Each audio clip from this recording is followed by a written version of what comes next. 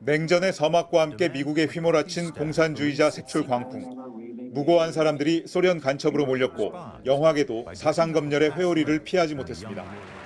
이에 맞서 당시 할리우드에선 수정헌법 제1조 위원회라는 단체가 출범했습니다. 헨리 폰다, 그레고리 팩, 캐서린 헵번 등이 나선 이 단체는 수정헌법이 보장한 표현의 자유를 억누르고 임의로 미국의 가치를 규정하는 건 헌법 정신에 대한 배신이라며 항거했습니다. 그리고 약 80년 뒤 같은 이름의 저항단체가 다시 돛을 올렸습니다. 메카시즘의 어둠을 뚫고 자유의 새벽을 꿈꿨던 아버지의 뜻을 딸이 이어받았습니다. This is a very chilling time. And the key is solidarity. And so that's why I thought to resurrect the spirit of the committee that was started in the 50s and included my father. 바브라 스트라이샌드, 네털리 포트먼, 위노나 라이더 등 550명의 할리우드 인사가 이름을 올린 이 단체의 일성은 억압의 세력이 돌아왔다였습니다. 이들은 첫 성명에서 권력자 비판, 의문 제기, 항의, 풍자는 미국이 지향해온 근본 가치라며 표현의 자유, 언론의 자유를 지켜내겠다고 선언했습니다. 헌정 질서를 위협하며 반대 세력을 틀어막는 트럼프식 군대 동원도 정조준했습니다. No president has ever sent troops into the democratic cities across the country saying full force. He is amassing power in a way that will destroy our democracy. 한때 자유의 표상이었던 그 미국이 어디로 사라졌냐는 질문은 끝없이 제기되고 있습니다. I love my country, but I don't at this time recognize my country. 연방 정부의 셧다운을 막기 위한 민주당과의 담판에 트럼프 대통령은 트럼프 2028이라는 글이 새겨진 모자를 올려놨습니다. 헌법이 그만 삼선 도전 의사로 단정할 수는 없다고 해도 협상 상대에 대한 조롱은 분명했습니다. 트럼프식 정치를 뜻하는 트럼피즘이 과거 메카시즘 광기처럼 반헌법, 비상식의 상징으로 변모하면서 저항의 움직임이 거세지고 있습니다. 워싱턴에서 MBC 뉴스 김정호입니다. 미국 시간으로 토요일 워싱턴 근교에서 골프를 친 트럼프 대통령이 느닷없이 또 군 병력 투입을 명령했습니다. 이번에는 미 서부 오리건주의 포틀랜드시입니다. 자기가 이번 달 초 근거도 되지 않은 채 테러리스트들에게 장악돼 있다고 규정했던 도시입니다. These are paid agitators and they're very dangerous for our country. If we go to Portland, we're going to wipe them out. 국토안보부 장관의 요청에 따라 포틀랜드를 지킨다는 이유를 냈습니다. 지난주 자신이 국내 테러단체로 지정한 반파시즘 단체 안티파 등에 포위된 이민세관 단속국 시설도 지키겠다고 했습니다. 표현은 과격했습니다.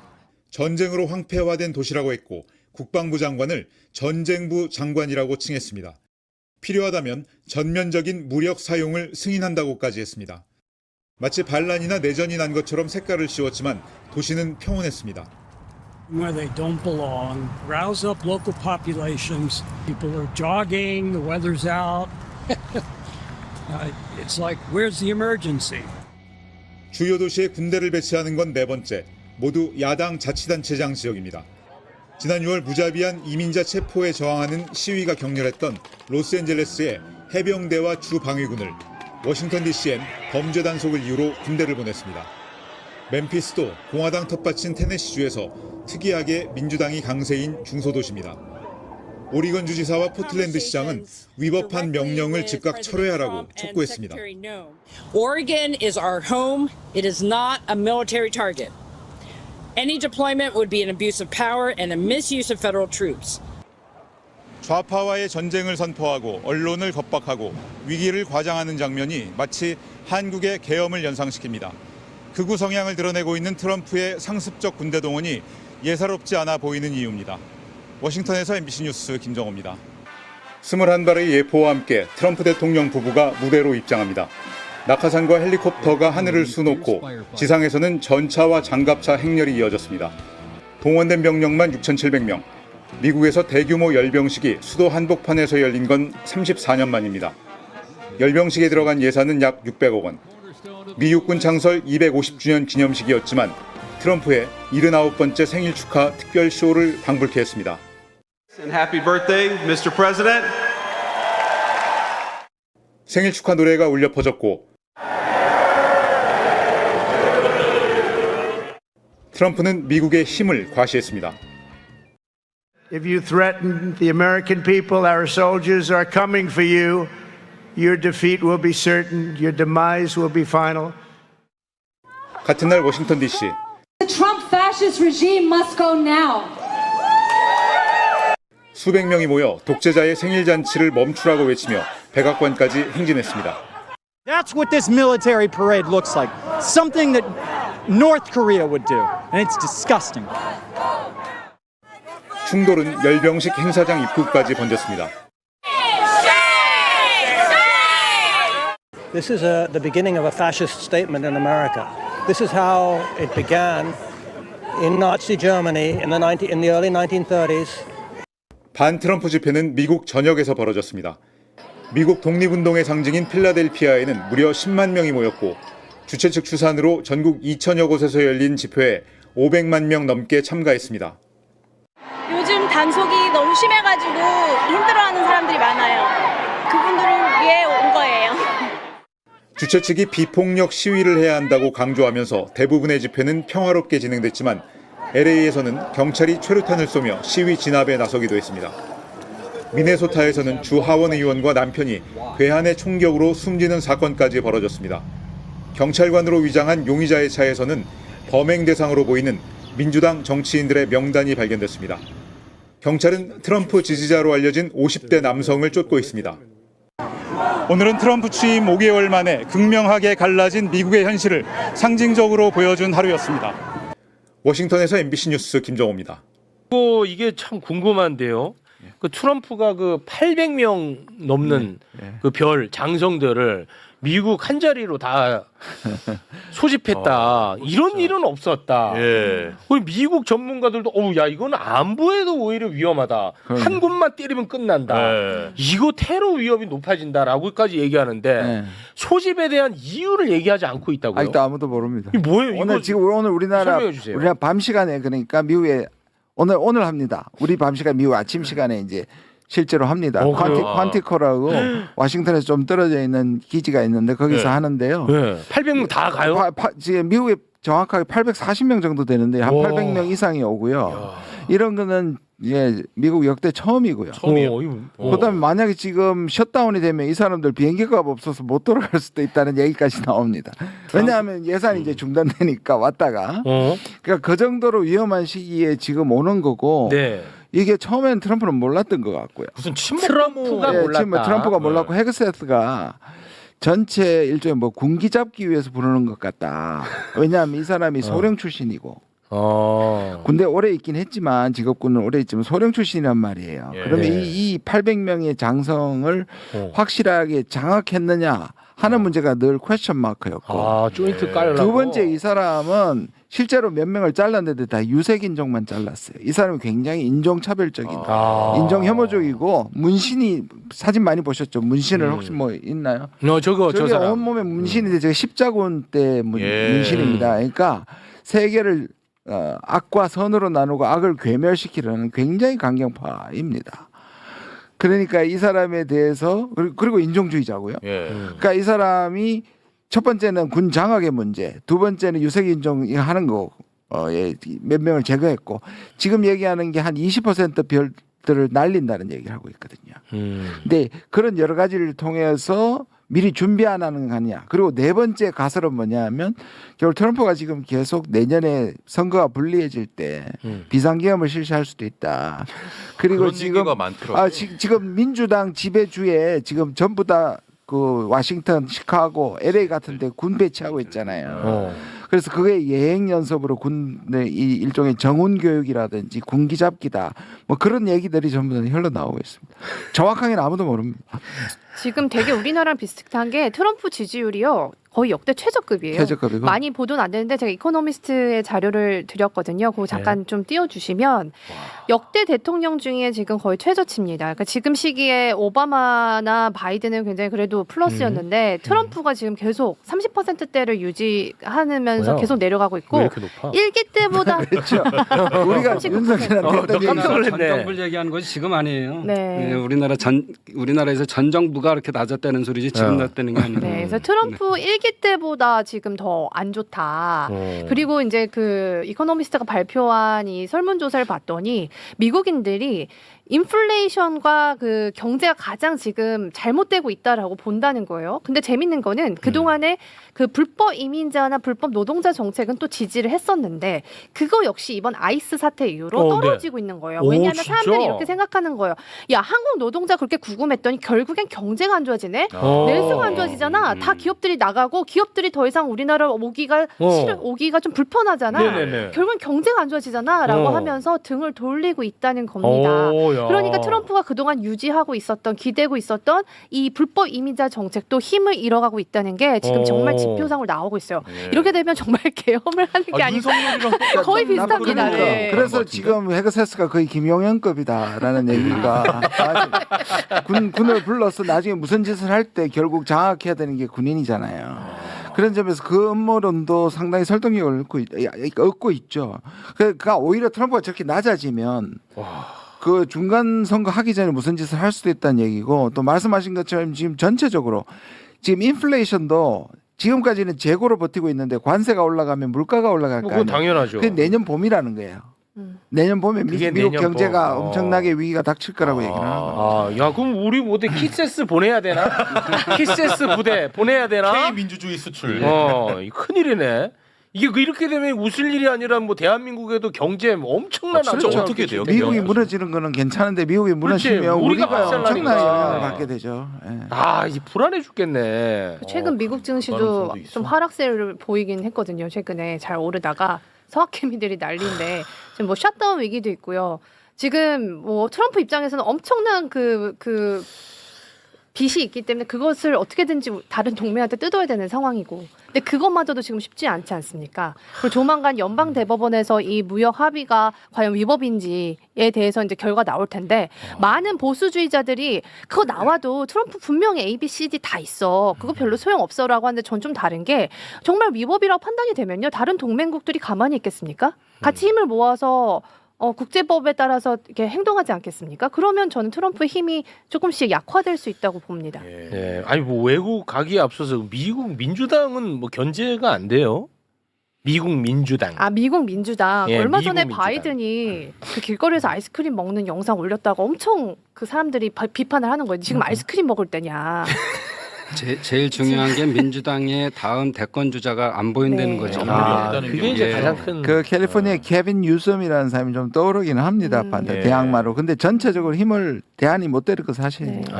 그나마 좀 대항마였던 뉴욕 시장도 얼마 전에 뭐 여러 불법 자금으로 기소돼가지고 내려오고 지금 굉장히 미국 민주당이 힘을 잃고 있는 상황이긴 합니다. 그래서 포틀랜드나 그 민주 진영에서는 지금 시위가 그래도 확산이 되고 있어요. 그분들이 이제 민주당 깨어나라. 그렇게 얘기를 하고 있다고 진짜 합니다. 한국을 보고 오히려 트럼프의 이 비민주 실제적으로 지금 SNS 다 뒤지고 있고 그냥 불법 체포하고 있고 이런 것들에 대해서 저항이 나오겠죠. 저는 미국의 민주주의를 희망을 가집니다. 진짜 쉽지 않습니다. 네. 미국. 네. 헤그세스 미 국방장관이 각국에 있는 모든 미 장성급 지휘관들에게 오는 30일 버지니아주 해병대 기지에 모이라고 지시했습니다. 트럼프 대통령도 참석할 예정인데 소집 사유는 공개되지 않았습니다. You act like this is a bad thing. Isn't it nice that people are coming from all over the world to be with us?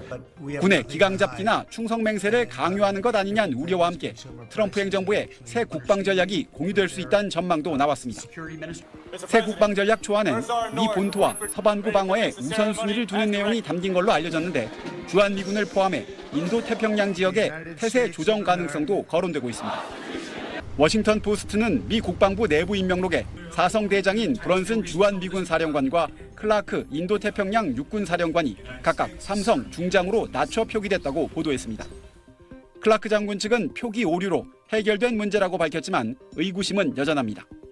새 전략상 위상 격하 가능성이 제기됐던 직책들인데다 미 국방부가 현재 44명 규모인 사성 장군을 최소 20% 감축하고 이어 전체 장군 중 최소 10%를 추가 감축하는 계획을 추진하고 있기 때문입니다. Maximizing strategic readiness and operational effectiveness by making prudent reductions in the general and flag officer ranks. 중국 견제에 맞춰 미군 편제가 바뀔 경우 사성의 주일 미군 사령관보다 주한 미군 사령관의 계급이 낮아져 위상이 격화되는 것 아니냐는 우려가 벌써부터 나오고 있습니다. SBS 남승모입니다. This is extremely unusual, even unprecedented. The general officers don't have any more idea about what the meeting is about than the rest of us do. It is mystifying why this was not done virtually. There's no reason stated for why it's done this way.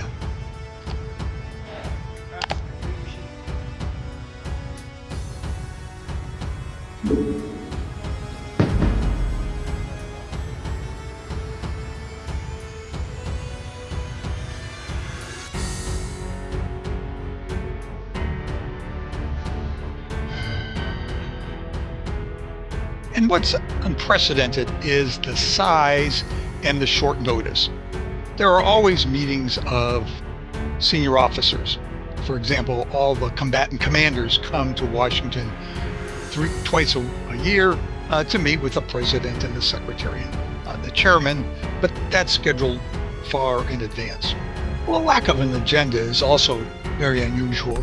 Well, why is there something? No, but is there something wrong with it? And what is it about? Will you be there personally as well? And what is it about? Well, I'll be there if they want me, but why is that such a big deal? You act like this is a bad thing. It's not particularly unusual that generals who report to the Secretary of War and then to the President of the United States are coming to speak with the Secretary of War. Is it a big story? I mean, is it, I don't think it is, sir. I would think it's, no, but isn't it a good story? I mean, you know, when That warrior ethos is changing, going back to basics. Our drill instructors. Show it was and what a show it continues to be. And how's Kim Jong-un doing? The instinct of CNN.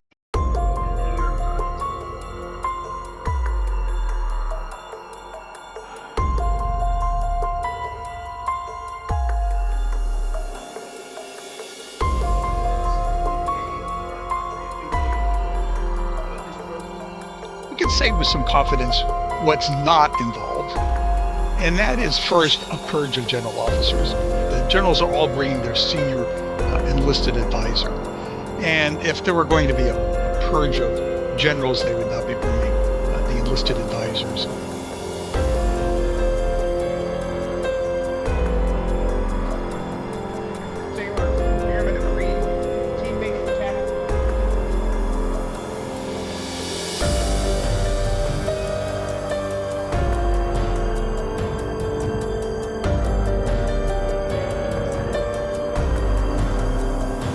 It's likely also that the Secretary is going to rally the troops.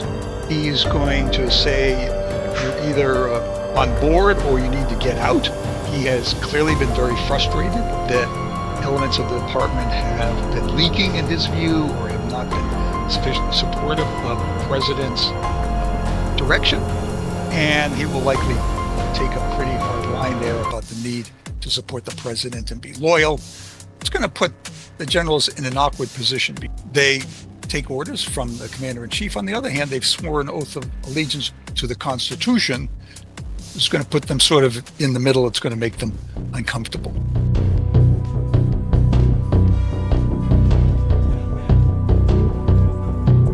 There are a lot of security concerns worldwide at the headquarters that the senior officers have left.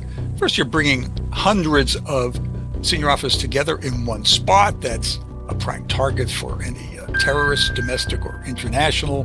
Doing the security for that on a short timeline is going to be very challenging. One thing that makes the military uncomfortable is the president's penchant for using the military as props. When he talks to the troops, it often sounds like a campaign speech. The other thing is the shift in strategy. The military worries about first getting dragged into domestic issues and law enforcement, which they are not experts at. And the other thing is they worry about taking the eye off of overseas challenges like China and Russia, which take really complete focus in order to be competitive. I'll never slow up, no I don't take shit. I got no love for the fakeness. If you wanna play tough and wanna hate this, I'll always show up. I don't ever slow up, no I don't take shit. I got no love for the fakeness. If you wanna play tough and wanna hate this, I'll always show up and make a statement. No, I don't take shit, I got no love for the fakeness. If you wanna play tough and wanna hate this, I'll always show up and make a statement. Everything I do so instinctive and this has never been done before, and there's a little bit of expense. Would rather spend it on bullets and rockets, frankly. But this was the one time we had to do a great spiritizing. And when they're not good, when we don't think they're our warriors, you know what happens? We say, you're fired, get out. Pete Hegseth is talking right now, I'm gonna have to leave. But if the words I'm speaking today are making your heart sink, then you should do the honorable thing and resign. Politically correct, overly sensitive, don't hurt anyone's feelings. Right now. No more identity months, DEI offices, dudes in dresses. No more climate change worship. No more division, distraction, or gender delusions. No more weirdos. No more frivolous complaints. No more anonymous complaints. No more repeat complainants. No more walking on eggshells. It's just lurking, but GV's.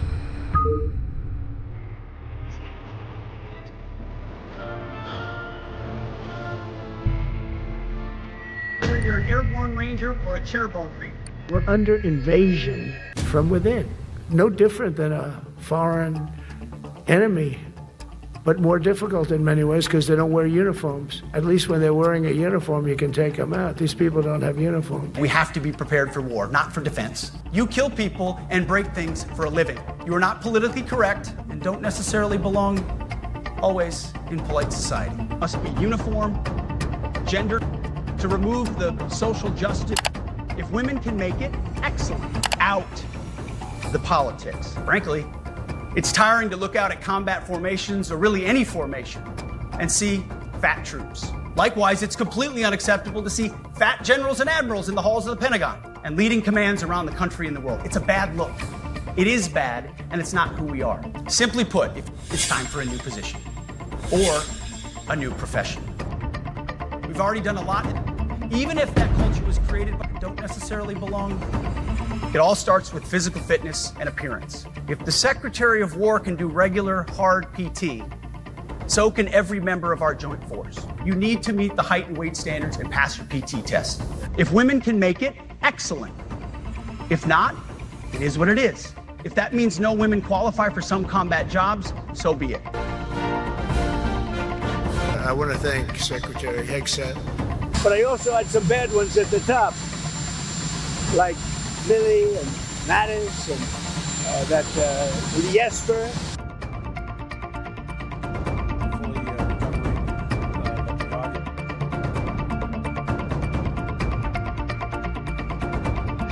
We don't take an oath to a king or a queen or to a tyrant or a dictator.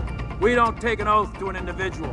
My oath is to the Constitution and putting the country first, not the president. I'm going to be meeting with generals and with admirals and with leaders, and if I don't like somebody, I'm going to fire them right on the spot. I've never walked into a room so silent before. This is very... Oh, don't laugh, you're not allowed to do that. And if you want to applaud, you applaud. And if you don't like what I'm saying, you can leave the room. Of course, there goes your rank, there goes your future. So you won't hear a murmur in the room. I said, we had to loosen these guys up a little bit. In fact, the fundamental principle, that didn't know that. But it seems that I have settled so many wars since we're here almost 9 months, and I've settled 7, and yesterday we might have settled the biggest of them all. So if this works out, we'll have 8. Nobody's ever done that. Will you get the Nobel Prize? Absolutely not. They'll give it to some guy that didn't do a damn thing. They'll give it to a guy that wrote a book about the mind of Donald Trump. And you get it for free. And then I told Pete, we should use some of these dangerous cities as training grounds for our military, National Guard. Ones that are run by the radical left Democrats, San Francisco, Chicago, New York, Los Angeles. They're very unsafe places, and we're going to straighten them out one by one. And this is going to be a major part for some of the people in this room. That's a war, too. It's a war from within. Portland, Oregon, where it looks like a war zone. And I get a call from the liberal governor. Sir, please don't come in. We don't need you. I said, Well, unless they're playing false tapes, this looked like World War II. Your place is burning down. I mean, you must be kidding. Sir, we have it under control. I said, you don't have it under control, Governor. But they're sort of giving up, I must be honest with you. They've had it. They've had it with Trump. When we go with the word war, we want to have no wars. But you have to be there. Sometimes you have to do it. Raise your back. Would that be a nice idea? The purposes of American military is not to protect anyone's feelings. It's to protect our republic. We will not be politically correct. We will be a fighting and winning machine. For too long, we've promoted too many uniformed leaders for the wrong reasons, based on their race, based on gender quotas, based on historic so-called firsts. Waging war is so costly in blood and treasure. We owe our republic a military that will win any war we choose, or any war that is thrust upon us.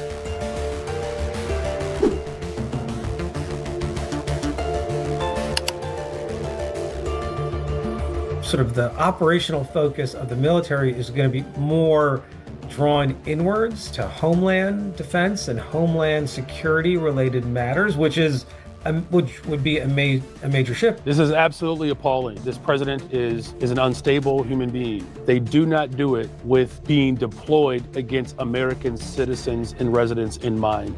Very blatantly an attack on democratic cities to try to make them cower. It's idiotic. National Guard is supposed to be reserved for the nation.